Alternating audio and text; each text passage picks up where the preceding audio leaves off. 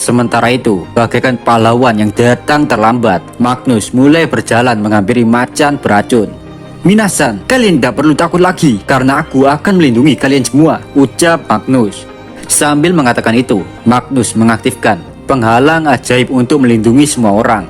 Kini Magnus berdiri sendirian di depan macan beracun. Tanpa banyak bacot, Magnus menyerang macan beracun itu dengan kekuatan yang melebihi kualifikasi ranker A. Dan yang benar saja, Pak, macan beracun itu lari ketakutan. Dengan nada sombong, Magnus berkata, "Sial, aku tidak berhasil membunuhnya." Dari sini kita bisa melihat jika dari awal Magnus tidak pernah menunjukkan kemampuannya. Di satu sisi juga kita bisa tahu jika Magnus dan yang lain telah menipu Julius. Dan perlu kalian ketahui, jika Celat, penjaga Julius, adalah orang yang telah memberikan ramuan itu di makanan sehingga mengundang monster-monster tersebut.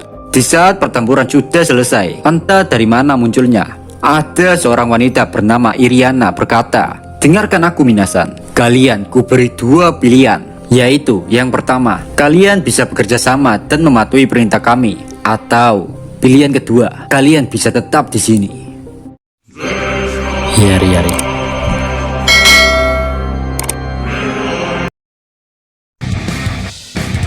Malam yang mengerikan telah selesai, tapi para siswa tidak bisa menyingkirkan rasa cemas dalam dirinya karena mereka diberikan pilihan secara mendadak begitu saja, Pak. Sedangkan wanita yang bernama Irina masih terus melihat wajah-wajah para siswa. Setelah itu, dia melanjutkan lagi ucapannya, "Kami akan meminta bantuan dari daratan, lalu kita bisa dengan tenang pergi dari pulau ini setelah mengalahkan sirkus keserakaan. Jika kalian setuju bekerja sama dengan kami, maka aku jamin keamanan kalian, dan juga kalian bisa kembali ke negaramu sendiri. Dengan syarat, kalian harus melakukan jumpa kepada kami terlebih dahulu." Di tengah situasi menegangkan itu, seseorang keluar dari tenda, yaitu Miss Puri. Dia kaget tentang kemunculan orang-orang dengan pakaian serba putih kayak pocong. Dan di saat bersamaan, seorang guru bernama Heinrich bertanya, "Nona Irina, siapa kau sebenarnya?" Irina pun menjawab, "Aku lupa belum memperkenalkan diri kepada kalian. Perkenalkan, kami adalah Jinru Kaihodome, atau sebut saja Aliansi Pembebasan Kemanusiaan. Tujuan kami adalah mengakhiri masa pemerintahan dunia yang dipimpin oleh Demon Lord yang jahat demi kejayaan masa depan umat manusia." Di situ juga Magnus ikut berbicara. "Aku adalah anggota Ksatria Glory. Penyamaranku menjadi seorang siswa demi kelancaran tujuan organisasi ini." Saat mendengar penjelasan dari Magnus, sontak saja Rimuru heran. Ya gimana, Pak? Rimuru nggak pernah memimpin dunia dengan cara kekerasan. Beda lagi ceritanya sebelum masa pemerintahan Rimuru. Ya kalian tahu sendirilah, Demon Lord selain Rimuru agak-agak gimana gitu. Kebanyakan Demon Lord dulu kan emang gitu, Pak. Memerintahkan dunia dengan cara kekerasan biar banyak yang takut. Awalnya Rimuru tuh udah ngerti banyak organisasi seperti ini, tapi Rimuru nggak pernah nanggepin. Penyamaran jadi siswa saja atas usulan Ciel, Pak, bukan inisiatif Rimuru sendiri. Namun setelah tahu bahwa organisasi pemberontakan seberbahaya ini, Rimuru berpikir ini tidak bisa dibiarkan. Bagi Rimuru, niat Magnus dan organisasi jelas-jelas merupakan deklarasi perang kepada Rimuru. Dan lagi-lagi Ciel lah yang mengetahui duluan. Ciel sudah tahu jika ada sesuatu yang gak beres dan berbahaya bagi dunia. Maka dari itu nih, Ciel nyuruh Rimuru nyamar sebagai siswa buat ngumpulin bukti. Dari kejadian ini juga, Rimuru bisa memahami jika banyak kelemahan tentang sistem penerimaan siswa di akademi. Dan akibatnya, banyak nih oknum-oknum seperti Magnus bisa menyelinap masuk dengan mudah. Tapi entah kenapa nih, gua pribadi kasihan sama organisasi si Magnus ini, Pak. Ya gimana, mereka udah kegap duluan sebelum melancarkan rencana api revolusinya, Pak. Bagi gua sih yang menakutkan bukan Rimuru, namun orang-orang yang ada di belakang Rimuru yang harus diwaspadai seperti Zoe, Diablo, ataupun Ciel. Menurut pandangan Rimuru pribadi nih, Magnus dan Irina adalah petinggi dari organisasi Aliansi Pembebasan Manusia. Di situ juga Magnus dan Irina masih berusaha berbicara panjang lebar di depan para siswa demi membuka pemikiran para siswa bahwa masa depan organisasi itu indah, tidak seperti pemerintahan Demon Lord yang kejam dan membatasi semua orang. Intinya organisasi ini tuh memutar balikan fakta dan menggiring opini biar siswa mau join tuh sama padepokan aliansi pembebasan manusia. Udahlah, si Magnus ini kayak Samsudin sama si Jindat, sama-sama halu dan cocok dimasukkan rumah sakit jiwa anjing. Ada kemungkinan Julius dan Karma sudah diajak join, tapi nolak. Makanya tuh mereka nggak peduli lagi dan membiarkan Julius dan yang lain berada dalam situasi berbahaya. Untungnya di situ para siswa akademi masih belum ada yang memberikan jawaban. Irina mager juga nunggu, dan akhirnya Irina pun memberikan sedikit kelonggaran untuk siswa menentukan jawabannya sendiri dengan batas waktu. Jadi Irina bakal berniat pergi ke pantai nyari bantuan, dan di saat Irina balik maka para siswa harus memberikan jawabannya. Demi mendapatkan hati para siswa, Magnus juga menciptakan penghalang di sekitaran situ agar para monster tidak dapat menyerang mereka. Sebelum Magnus pergi juga, Rimuru dengan tatapan penuh emosi berkata, "Magnus, kenapa kau mengkhianati semua orang?" Magnus hanya tersenyum pahit dan dia menjawab, "Satu tujuan, Gumini, maafkan aku dalam melibatkanmu dalam semua ini." Rimuru pun bertanya lagi tentang tindakan Magnus dan organisasi kintilnya itu. Kok tega gitu ngundang monster terus ngebiarin Julius dan Karma menghadapinya? Untungnya sih nggak ada korban jiwa, Pak. Di situ, Magnus menyipitkan matanya dan menegaskan kepada Rimuru bahwa dia tidak butuh siswa yang menghalangi jalannya. Emosi semakin membara di jiwa Rimuru.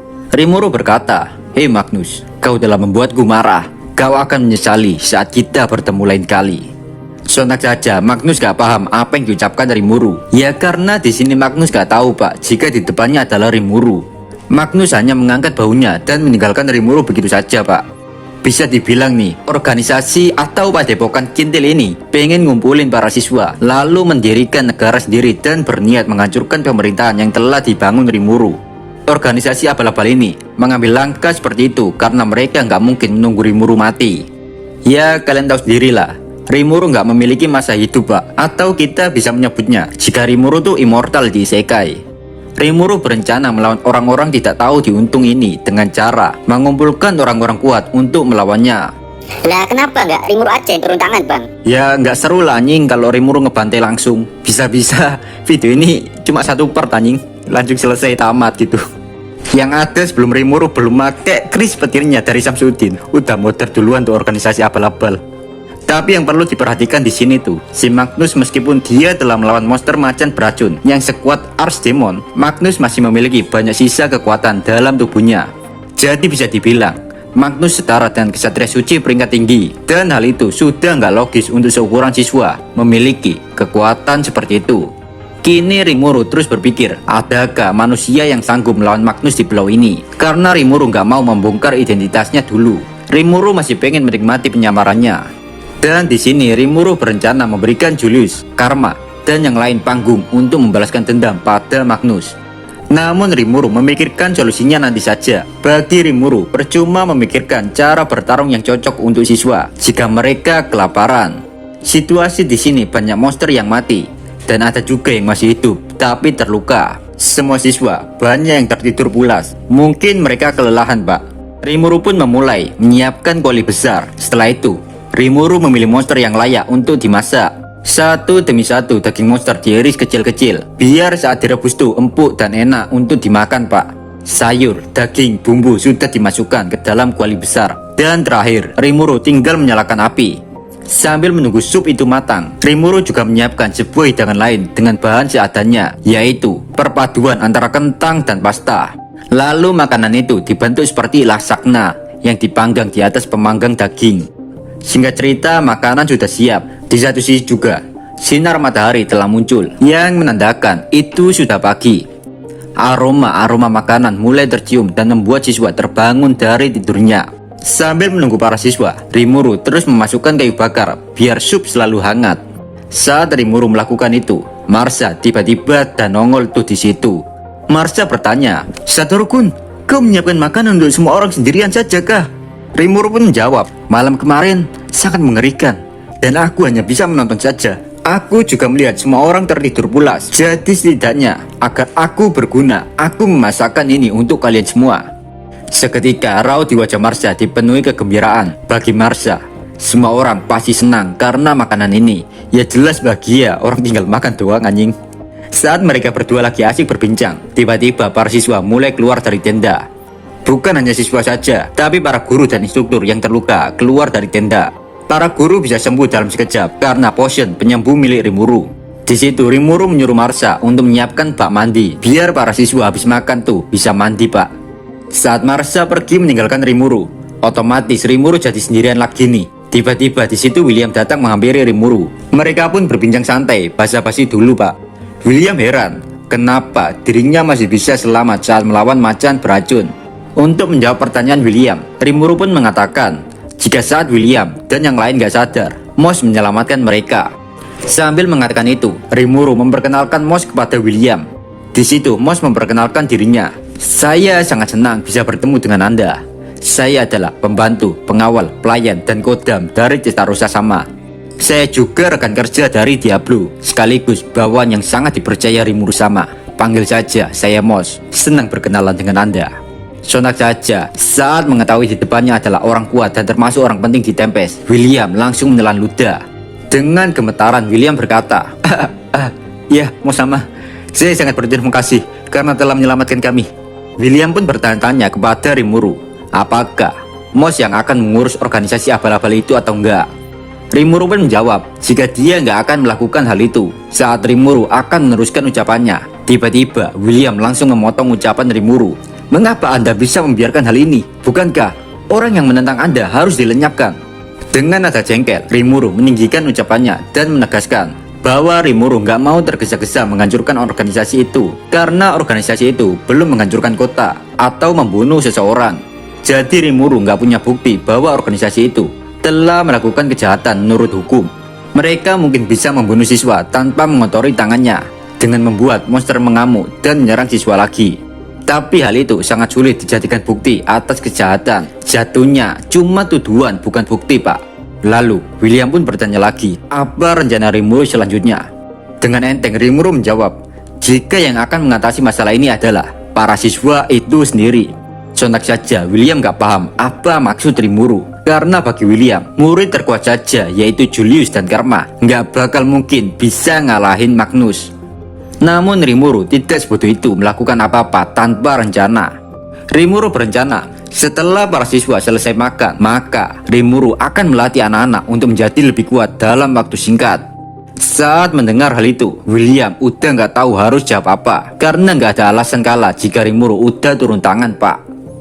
Jika kalian suka video ini, jangan lupa subscribe biar channel ini makin berkembang.